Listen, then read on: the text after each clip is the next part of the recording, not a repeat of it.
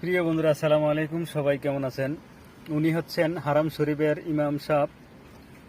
তো উনি যখন কোরআন তেলাওয়াত করেন ইসমতভাবে, মানে একতালে উনি কোরআন তেলাওয়াত করেন,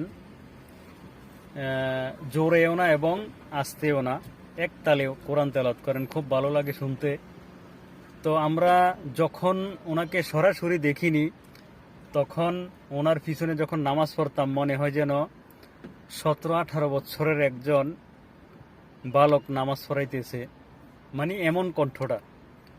যখন সরাসরি দেখলাম যে না, উনি তো একজন বয়স্ক লোক, মাশাল্লাহ, এত বয়স হওয়ার পরেও গলার কণ্ঠটা কিন্তু খুব সুন্দর। তো ওনার তেলাওয়াত যারা শুনছেন বা ওনার পিছনে যারা নামাজ পড়ছেন তারাই বুঝতে পারবেন, মানে ঠান্ডা মাথায় কোরআন তেলাওয়াত করেন, মাশাল্লাহ।